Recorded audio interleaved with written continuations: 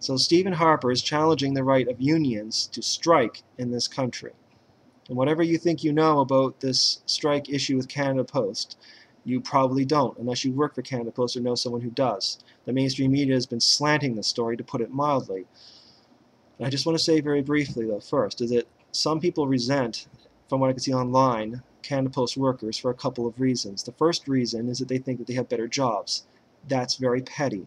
I myself in the past have had very crappy jobs where you work very hard, you get paid very little, and you get treated like crap for it. I don't recall ever resenting other people for having better jobs than me. That is pathetic. That is petty.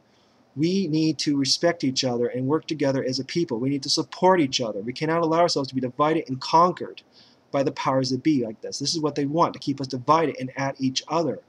Why resent someone who's never done you any harm because you think they might have a better job than you do? First of all, they might not, once you understand what's involved with their job, but even if they do, that's petty. We need to support each other as a people, not allow ourselves to be divided like this. The second reason why there's some resentment is that they think that the workers don't want to work, or that they're being unreasonable with their demands. And that's exactly what the mainstream media, how they're slanting it. That's not the reality of it. In reality, Canada Post wants to cut back on what people make in the union. Now, the current workers' pay won't be cut back, but the future workers will. The workers who are working inside Canada Post right now are getting wages at, say, $26 an hour. They want to cut it back to approximately, whatever that actually means, approximately $18 an hour. That's almost $10 less an hour. Can you imagine in the same building, doing the same job, the same work, getting almost $10 less an hour than the person standing next to you? Like I've just said, divide and conquer. Good thing about CUPW, one thing I've respected about that union is they've managed to look after everyone, both their inside workers and their drivers. They're a united union. Canada Post is trying to create a wedge between its workers. Divide and conquer. That's what corporations always try to do with unions, but CUPW has always managed to avoid. Of course they're not going to accept this. This would also hurt their pensions, because all of them pay into it, and they get a benefit when they retire. If these employees are getting paid less, it's going to be less for the pensions for the employees when they retire. So it's a major loss on that as well. There's health and safety issue of the letter carriers that have to carry all this crap on them that's not reasonable. I'll see if I can find a picture to show you in the underbar. But that's an issue as well, a very practical one. So of course Canada Post is not, the Canada Post employees, the union workers of CUPW are not going to accept this. As soon as they said that they're not going to accept it, Canada Post said, all right, well then you've lost all your benefits, essentially. You know, your health benefits, and you know, you're not, the contract's void. Well, you know, that's never happened before. Never before has this happened. The benefits always hold into place until a new contract is written. But for the first time, Canada Post is saying, forget it. You're not union workers right now until a new contract is written. And it's not like the union hasn't tried. They've been bargaining for 8 months now. And the contract ended a couple months ago. They were bargaining months before, and they've been bargaining months afterwards. And they can't even hold on to what they've had as a union. Never mind more, they can't hold on to what they've had. On top of which, and by the way, Canada Post promotes this idea that they're not making, they can't afford to keep doing what they're doing. They're going to have to charge more for the customer. They clear tens of millions of dollars every year. They give millions of dollars of dividends to the government every year. To modernize Canada Post, they have spent $2.5 billion in new plants, vehicles, equipment, and other items. Money is not really a huge problem with them. Like every other corporation in this country right now, they're not making as many millions of dollars sheer profit as they used to. So they want to try to make up for it and try to get that money back by by laying off workers and by cutting back for future employees, unionized employees. That's happening all across the country, not just with Canada Post.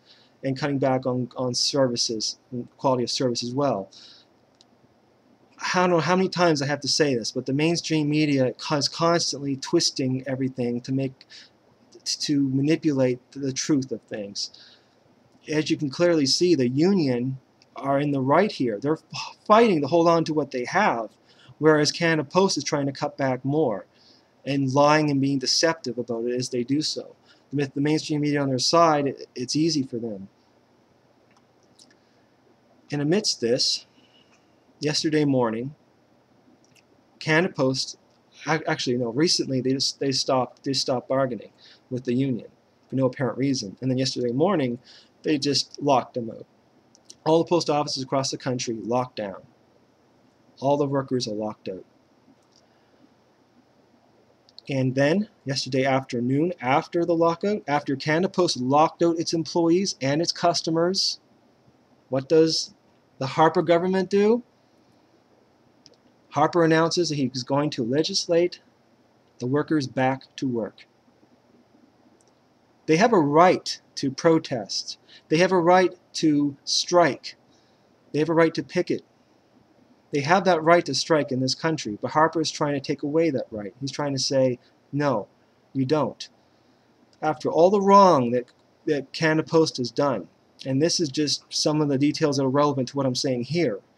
There's an awful lot I could say about Canada Post. It's a big, cold corporation. Don't let its image fool you. Like Walt Disney or McDonald's. Some companies have this pleasant image. They're big, cold corporations. They don't give a damn about you or me. All they care about is the bottom line. Clearly. And so anyway, yeah, clearly in the wrong, and yet Harper, of course, humorously, is supposed to represent the government that's supposed to represent our best interests, the interests of the people, orders them back.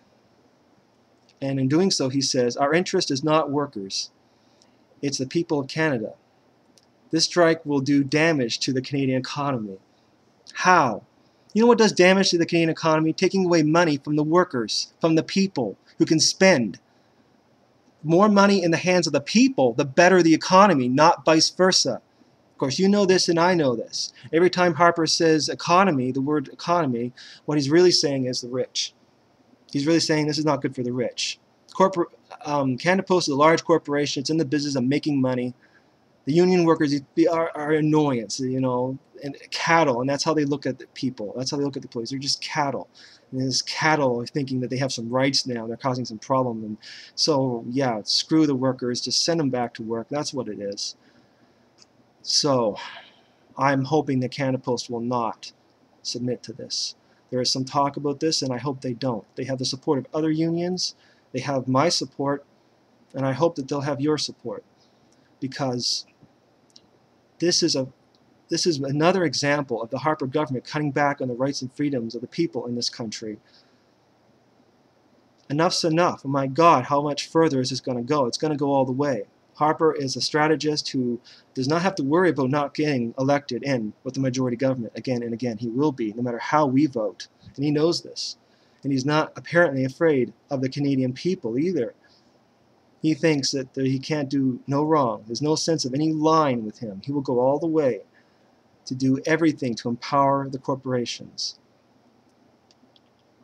The cutbacks he's going to do to programs and to services, to cut the deficit, as he said, is going to have to be massive. He's going to try to destroy the unions, in my opinion, because he has said he's going to destroy the NDP, just like he destroyed the Liberal Party. Like I say, a strategist to the end. Their support base are the unions. This is the beginning of him going after the unions. I hope that the rest of the Conservative Party will be against this, and they will stand against Stephen Harper, as they have in a couple times recently stood against Stephen Harper, which I'll go into in a future video.